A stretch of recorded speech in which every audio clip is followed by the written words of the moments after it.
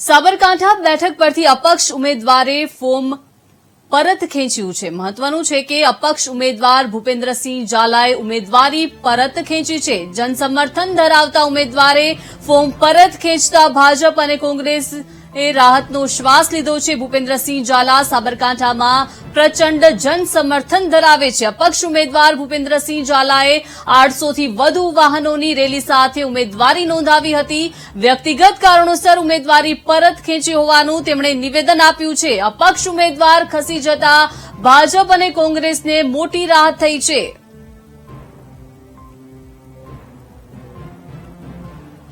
તો સાબરકાંઠા બેઠક પરથી અપક્ષ ઉમેદવારે ફોર્મ પરત ખેંચ્યું છે। અપક્ષ ઉમેદવાર ભૂપેન્દ્રસિંહ ઝાલાએ ઉમેદવારી પરત ખેંચી છે। જનસમર્થન ધરાવતા ઉમેદવારે ફોર્મ પરત ખેંચતા હવે ભાજપ અને કોંગ્રેસે રાહતનો શ્વાસ લીધો છે। ભૂપેન્દ્રસિંહ ઝાલા સાબરકાંઠામાં પ્રચંડ જનસમર્થન ધરાવે છે। અપક્ષ ઉમેદવાર ભૂપેન્દ્રસિંહ ઝાલાએ 800 થી વધુ વાહનોની રેલી સાથે ઉમેદવારી પણ નોંધાવી છે। વધુ માહિતી મેળવીએ સંવાદદાતા સંદીપ પાસેથી। સંદીપ, સાબરકાંઠા બેઠક પરથી અપક્ષ ઉમેદવારે ફોર્મ પરત ખેંચ્યું છે, અંગત કારણો ધરાવ્યું છે અને નિવેદન પણ તેમણે આપ્યું છે કે અને સાથે સાથે જનસમર્થન ધરાવે છે। બહોળો 800 થી વધુ વાહનો સાથે તેમણે ઉમેદવારી માટે રેલી પણ કાઢી હતી।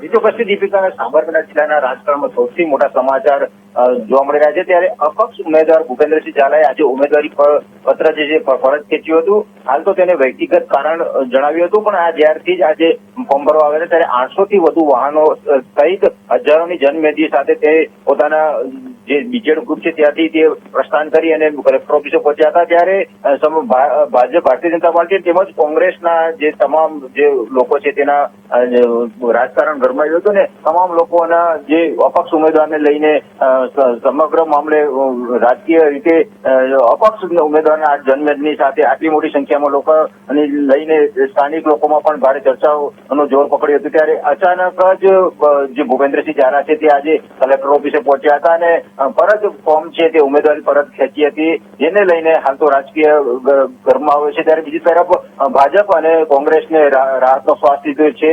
અપક્ષ ઉમેદવારની આટલી મોટી જનમેદની જોતાની સાથે જ સાબરકાંઠા જિલ્લામાં જે રાજકીય માહોલ જે હતો તે ગતિવિધિ તેજ થઈ હતી અને અપક્ષ ઉમેદવારની જીતની જે વાત હતી સ્થાનિકોમાં પણ એક આશા બંધાઈ હતી કે અપક્ષ ઉમેદવાર જે સક્ષમ ઉમેદવાર છે ત્યારે તેને લઈને ત્યારે શોભનાબેનનો વિરોધ થતો હોય ત્યારે ભારતીય જનતા પાર્ટીના ઘણા જે ઉમેદવારો છે, જે સંગઠનના માણસો છે તે પણ ભૂપેન્દ્રસિંહ ઝાલા સાથે જોડાયા હતા। તેને લઈને ભારતીય જનતા પાર્ટીમાં ક્યાંક ને ક્યાંક તૂટ પડી હતી, જેને લઈને આજે પરત ફોર્મ ખેંચતા સમગ્ર મામલે હાલ તો ભારતીય જનતા પાર્ટીએ રાહતનો શ્વાસ લીધો છે। અને સૌથી મોટા સમાચાર આપણે વીટીવી સમક્ષ જે દર્શકો છે જોઈ રહ્યા છે ને સૌથી પહેલા વીટીવીમાં આજે ઉમેદવારી પરત પત્ર જે ખેંચી રહ્યા છે તેના સૌથી એક્સક્લુઝિવ વિઝ્યુઅલ અને જે ભૂપેન્દ્રસિંહ ઝાલા જે કલેક્ટર ઓફિસેથી નીકળી અને તે પોતાનું ફોર્મ છે તે લઈ જતા હતા તે દરમિયાન જ આજે એક્સક્લુઝિવ વિડીયો આપણે વીટીવીના દર્શકો સુધી પહોંચી રહ્યો છે। દીપિકા, સંદીપ, ભૂપેન્દ્રસિંહ ઝાલા કે જેઓ સાબરકાંઠામાં પ્રચંડ જનસમર્થન ધરાવે છે,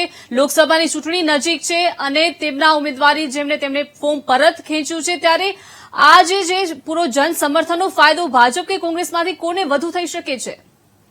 હજી તો પછી એક તરફ જયારે ક્ષત્રિયોમાં નારાજગી છે, જેને લઈને ભારતીય જનતા પાર્ટીના જે કાર્યકર્તાઓ છે અને જે ક્ષત્રિય સમાજ છે તે ક્યાંક ને ક્યાંક નારાજ થયો હતો, જેને લઈને ભૂપેન્દ્રસિંહ ઝાલાએ પોતાનું ઉમેદવારી પત્ર ભરતાની સાથે જનમેદની સાથે જે નારાજ થયેલા ભાજપના જે સંગઠનના માણસો છે, તો બીજી તરફ જે ક્ષત્રિય સમાજ છે તે નારાજ થયો હતો, જેને લઈને અપક્ષના ઉમેદવારને જન સમર્થન મળ્યું હતું। ત્યારે ચોક્કસથી કહી શકાય કે જે આ નુકસાન છે તે ભારતીય જનતા પાર્ટીને થવાનું હતું, જેને લઈને ભારતીય જનતા પાર્ટીમાં ક્યાંક ને ક્યાંક એકનો માહોલ હતો કે આટલી મોટી જનમેદની થઈને જો ભારતીય જનતા પાર્ટી જે શોભનાબેનનું જે મામલે વિરોધ જે થઈ રહ્યો હતો તેને લઈને પ્રચંડ અરવલ્લી અને સાબરકાંઠા જિલ્લામાં જન સમર્થન મળતાની સાથે જ ક્યાંક ને ક્યાંક ભારતીય જનતા પાર્ટીને મામલે તકલીફ થાય અને આવનાર સમયમાં શોભનાબેનને જે ઉમેદવારો છે તેને લઈને ક્યાંક ને ક્યાંક નિરાશા હતી, તેને લઈને હવે જે અપક્ષ જે ઉમેદવાર હતો તેને જન સમર્થન મળ્યું હતું। ત્યારે હવે ચોક્કસથી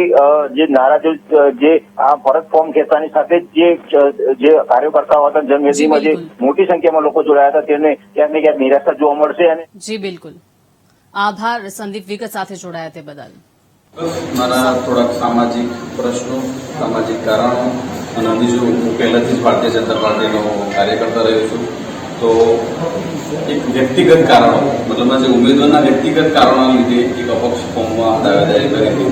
લાંબુ વિચારતા એવું મને પોતાને એવું લાગે છે આ વસ્તુ વ્યક્તિગત કારણો એ ક્યાંક દેશ લેવલે મોદી સાહેબને એક હિન્દુત્વને ક્યાંક નુકસાન થઈ રહ્યું છે મને લાગતું હતું. એટલે એના કારણે જે ઉમેદવાર જોડે બેઠક કરી, વાતચીત કરી અને એ જે અમારા વ્યક્તિગત કારણો હતા એનું એક સમાધાન કર્યું અને સમાધાન કર્યા પછી એક ભારતીય જનતા પાર્ટીને અને મોદી સાહેબને ફરીથી એ કમળ અહીંયાથી જાય એવું ડિસિઝન લઈને મેં મારું ફોર્મ પરત ખેંચ્યું.